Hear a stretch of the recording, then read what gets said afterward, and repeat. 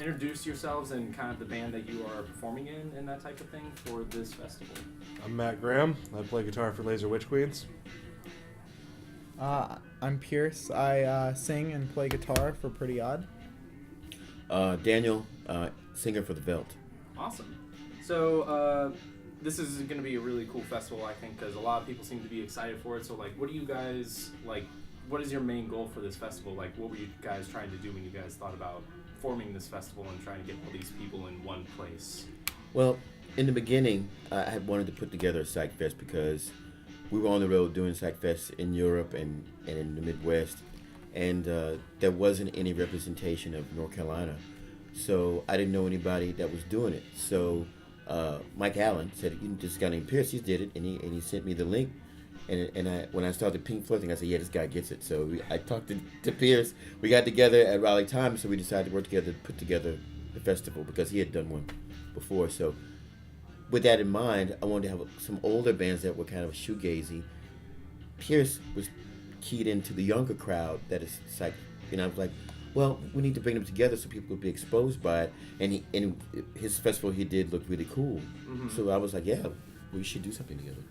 Yeah, and a lot of the reason why I'm in here is I was in a band out in Greensboro called Kicking Tom, and we played for a little less than a year, and funny enough is we got entered into a festival out in Wilmington called the World Fest, and it was set up by this guy named E.J. McGonigal. And right before I took a trip to Milwaukee for grad school, him and I had actually talked about setting up our own festival called Breathe in the Air, which was just mentioned by Daniel. And we set this show up out in Pittsburgh. And when we set it up, we kind of set it up to be this tribute to Pink Floyd and to Syd Barrett, kind of like the classic psychedelic upbringings of Britain, of and in America. We spun a bunch of old psych rock records and really just had fun in the woods and made a big happening out of a bunch of current bands that were really influenced by all the psych rock stuff from the 60s. What about you, Matt? Well, I've known Peirce for several years. I used to play in a punk band. He used to play with Pretty Odd a bunch. And when Peirce started setting up Breathe in the Air, I'm playing in a prog rock band now and like a noisy thing, Laser Witch Queens, which is what's playing the festival. We played Breathe in the Air, and Peirce brought me in on this. Just seemed like a fun thing to do with a bunch of great bands and with good people making good music. Yeah. One thing that I kind of started to think about ever since we did an interview with Lacey Jaggs about a week or so ago, and one of the things that one of the members had said was that he was really excited about it for the same reason that it's kind of this connection between all these like psychedelic people, all this psychedelic crowd.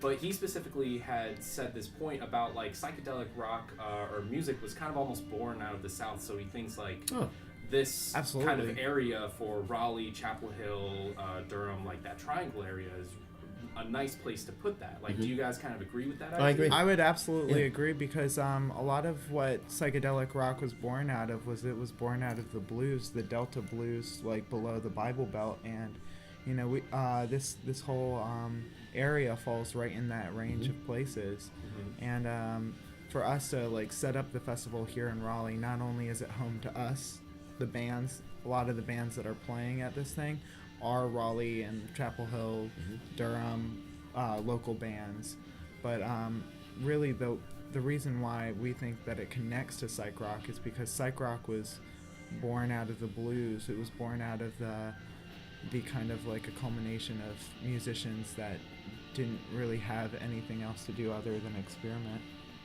and I feel like that's what all of our bands are dedicated to, is by experimenting, we're essentially making ourselves more well known. Yeah. I'd want to be like, if I was a young kid, I mean, like Peirce's age, I'd be like, these guys are in Raleigh? Wow, I'd be kind of psyched, because we didn't have that back then. We kind of stuck out, and we had to wait until these guys were born to do something cool. Yeah.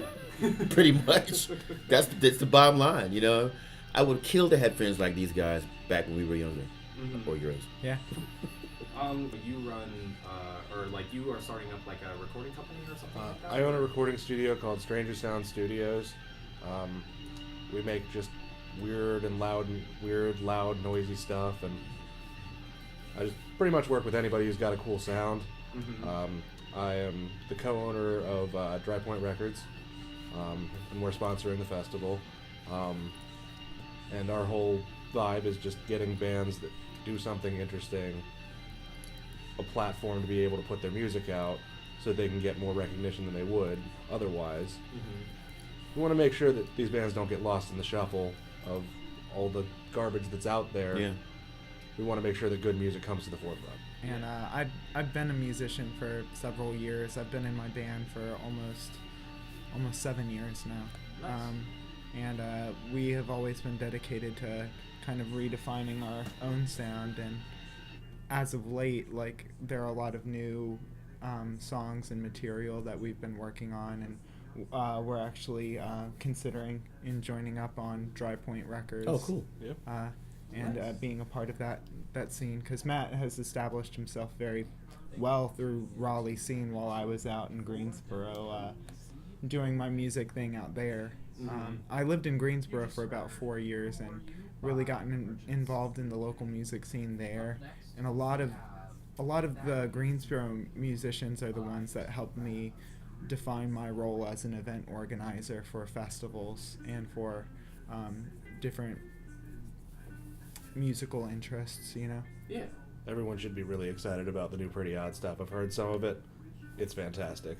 Cool. It's going to blow people's minds. Thanks. I mean, being in the Belt's like, well, my brother lives in New York, and we're getting ready to do a new record. Getting ready to go to South by Southwest. Nice. Um, That'd be a huge way to kind of like break out into like the modern day scene Yeah. too. and we're gonna probably be doing a couple of days for Ringo Death Star. Oh, Yeah. okay. Do you know them? No, I do not know that band. Yeah, they're pretty Okay. good. They're an Austin band. All right. Well, So other than that, I mean, I get inspired by talking. I mean, sometimes when I'm working or something, I'll be mad, and Peirce will text me now. I'll be like, I can't talk, but I'm working. But it makes me excited that they're excited about it. You know what I mean? Because I mean, I get influenced by that. I said, well, then you know what? Go back to the way you used to think when you were in Peirce's shoes. I went, yeah, and I feel a whole lot better because meeting these guys the first time we all hung out and going to the spot over there. Yeah. I met so many cool people, so it's kind of given me like a lot of hope. You know, because you've been playing in the Veld for 30 well years. over a decade. Okay, so 30 years, yeah. So Yeah. like, how has the music scene kind of evolved since like you started in the Veld? the Velt's been the same since day one. They had to catch up with us. We're excited to announce that we have shows that are coming up on June 7th, Okay. June 8th, and June 9th. The two main shows we're doing is June 8th, we're playing at the Wicked Witch. And we have a band that is coming through called Timothy Erie, who's from Florida.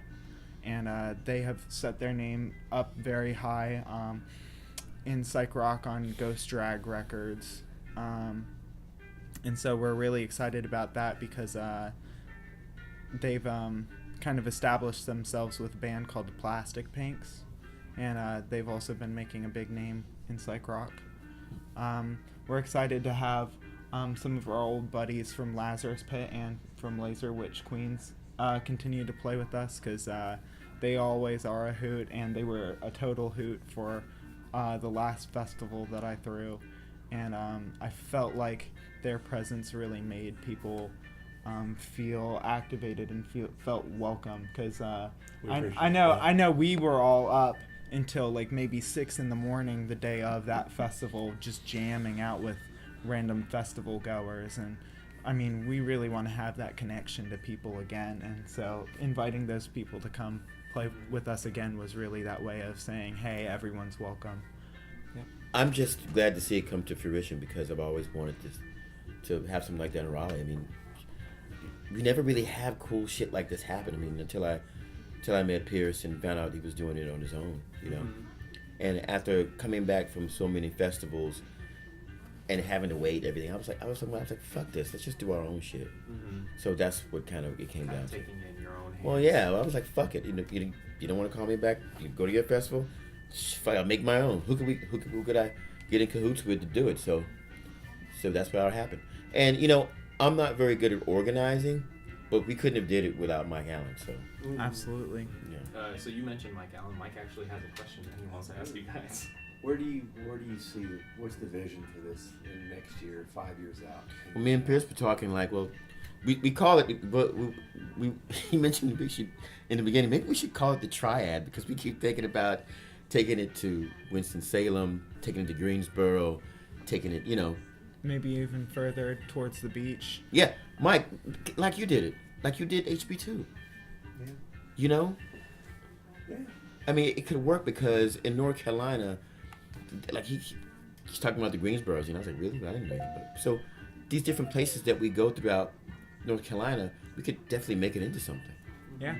Yeah. What can people expect when they show up? I think they're going to expect a wide range of different, music and people, making connections and getting to know a community of people that play different music all across the board, which is like folk, or we're going to have like rock, whatever. I think they're going to be a little bit surprised. They're going to have to expect the unexpected and know that they're jumping right into the strange. We should market that. Something psychedelical, man. Jumping into the strange. I like that. Jumping into the strange. That's the tagline. Yeah, dude. Jump into the strange. Dude. Yeah, I dig that. Dude.